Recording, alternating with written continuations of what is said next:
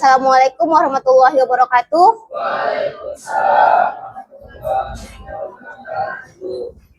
Selamat pagi semuanya. Apa kabar hari ini? Baik. Pertama-tama kita panjatkan puji dan syukur kita kehadiran Allah Subhanahu wa taala yang telah memberikan kita kesempatan, karunia-Nya dan berkahnya sehingga kita dapat berkumpul pada hari ini. Dan tak lupa pula selawat dan salam kita curahkan kehadiran Nabi besar kita Muhammad SAW yang telah memberikan kita kesehatan dan berbagai ilmunya sehingga kita sampai ke sini, dan semoga kita mendapat syafaat beliau di yaumil akhir kelak. Amin. Nah, pada pertemuan kali ini kita akan membahas terkait cara mendirikan usaha. Nah, sebelum kita memulai perkuliahan terkait cara mendirikan usaha, kita mulai dengan membaca doa yang dipimpin oleh kosma kita, yaitu siapa? Si Wendy. Silahkan Bang Wendy.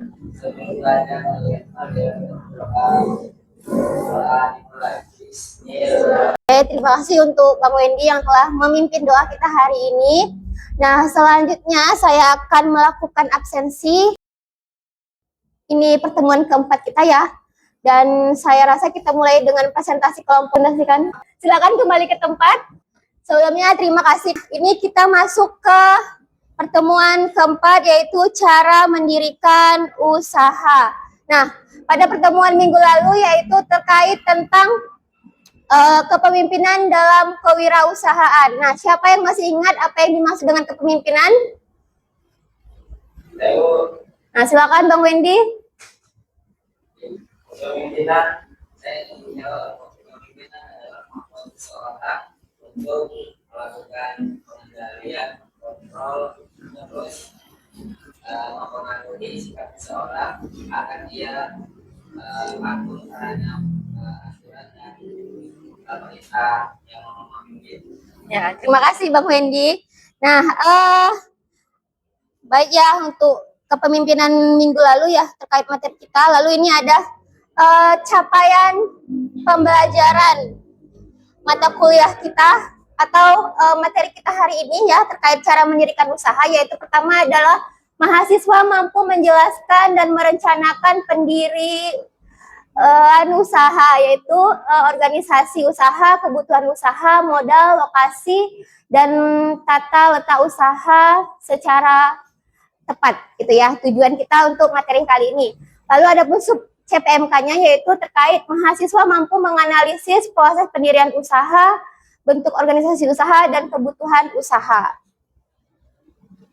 Oke.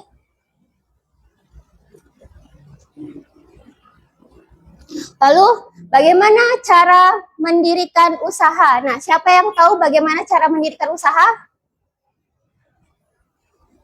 Tidak ada yang tahu? Oke, ya, di sini dalam suatu usaha itu, memulai suatu usaha itu pasti ada cerita yang kita dapat ambil hikmahnya gitu ya. Kita itu cuma melihat seseorang itu berusaha dan sukses gitu ya dalam melaksanakan usahanya gitu ya.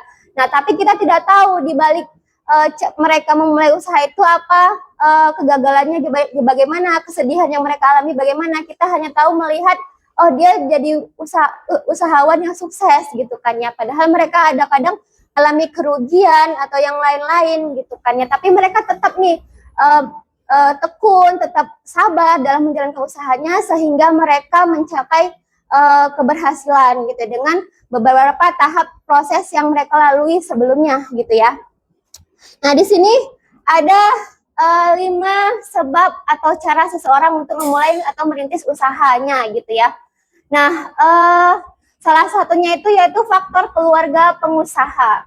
Ada 5 faktor menentukan bidang usaha. Pertama tadi minat dan bakat. Tadinya karena kita berminat sama suatu bidang tersebut, jadi kita berbakat dan berbakat di bidang tersebut, jadi kita tuh bisa menjalankan usaha itu dengan baik dan benar gitu ya. Lalu ada modal. Nah, modal di sini kan lebih ke utamanya itu lebih ke uang gitu ya.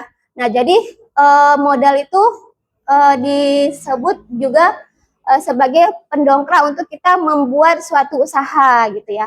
Lalu ada waktu, nah waktu itu kedepannya itu kita mau gimana gitu kan usahanya. Lalu ada pengalaman. Nah biasanya pengalaman ini bisa bersumber dari diri kita sendiri, dari diri orang lain gitu ya. Nah kalau misalnya kita udah pernah melakukan usaha, memulai usaha tapi kita gagal gitu kan, tapi dengan kegagalan itu kita memiliki pengalaman, jadi kita berusaha lagi, memulai lagi dan tahu celahnya di mana gitu, kekurangannya di mana. Nah selanjutnya bidang usaha. Nah bidang usaha itu terbagi menjadi banyak faktor nih, banyak sektor maksudnya ya, banyak sektor. Di antaranya itu ada apa aja nih ya? Ada sektor kecantikan, misalnya nih. Kalau sektor kecantikan apa? Kalau wanita? Salon. Nah ya benar. Kalau sektor kecantikan biasanya itu Skincare, Bu. Hah? Skincare. Skincare. Nah misalnya kita kalau misalnya punya bakat untuk kecantikan gitu ya, kita membuka spa apa MUA ya. Semua. Tapi biasanya kalau kecantikan itu membuka salon, membuka tempat spa gitu ya, dan lain-lain itu kalau misalnya kita punya bakat itu gitu ya. Lalu ada sektor keterampilan. Nah keterampilan itu maksudnya gimana? Menjahit. Nah benar. Keterampilan itu kita punya bakat nih, punya ini dalam melakukan suatu perbaikan gitu ya. Misalnya mau servis laptop, servis apa dan lain-lain. Nah, itu merupakan keterampilan, sektor keterampilan gitu ya. Nah, lalu ada sektor perdagangan. Sektor perdagangan ini bisa Tambang, Bu, tambang. Hah? Batu bara. Kan masih perdagangan. Nah, misalnya nih kalau perdagangan apa ya? Misalnya kita membuka warung sembako atau membuka tempat bakso apa? Mie bakso, warung sate dan lain-lain itu tempat perdagangan ya. Lalu Teste, ada Bu, teste. sektor industri. Nah, sektor industri ini biasanya contohnya itu apa? Pabrik. Iya sih, pabrik ya. Pabrik contohnya itu pembuatan kayak ini apa tempe, siapa yang punya tempe? Nah lalu ada sektor tambang ya, sektor tambang di sini contohnya misalnya tambang itu bisa yang besar, bisa yang kecil. Kalau misalnya kecil itu biasanya seperti tambang pasir, tambang batu bara itu terlalu besar dan lain-lain. Ya, terus ada lagi di sini ada sektor pendidikan. Nah, sektor pendidikan biasanya kayak misalnya kita mau buka kursus gitu kan, kursus atau pelatihan-pelatihan gitu ya.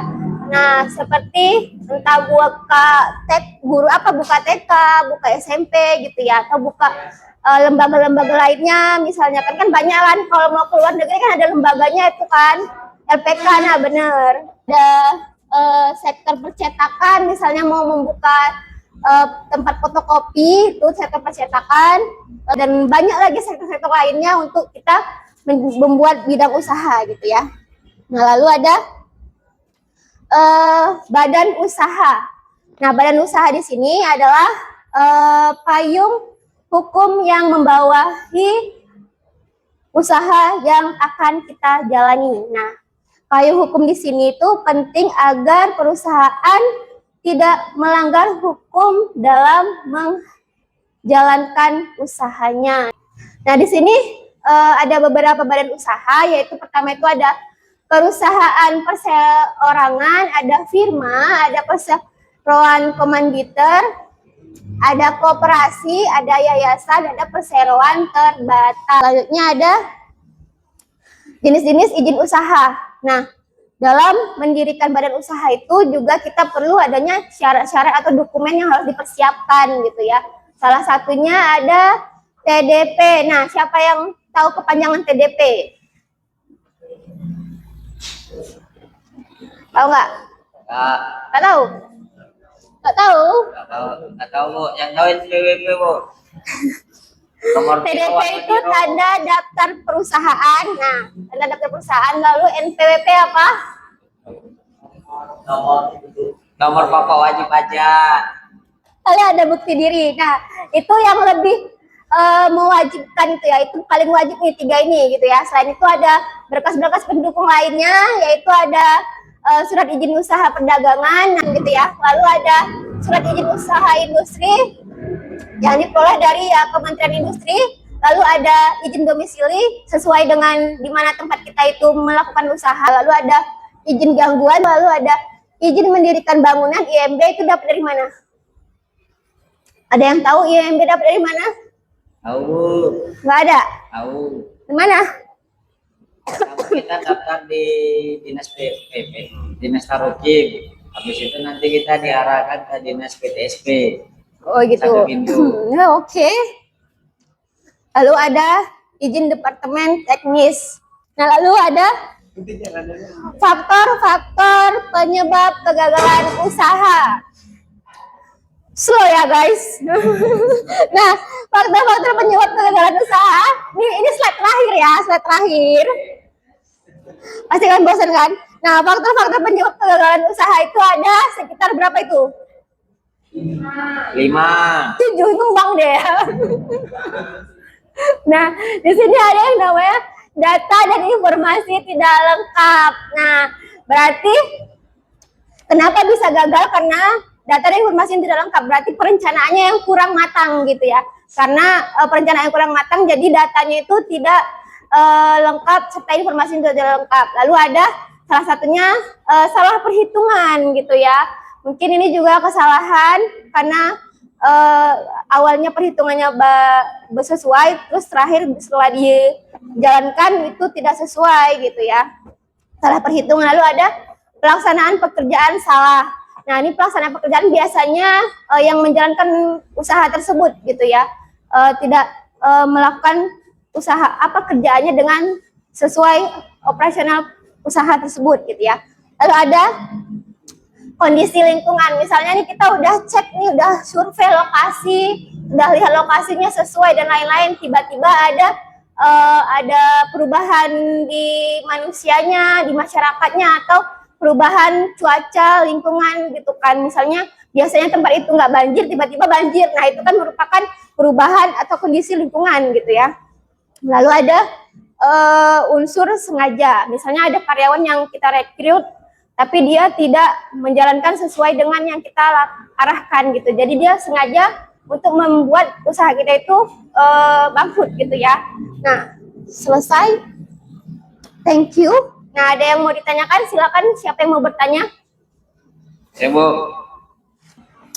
Jadi bagaimana cara mengurangi resiko kegagalan usaha, Bu?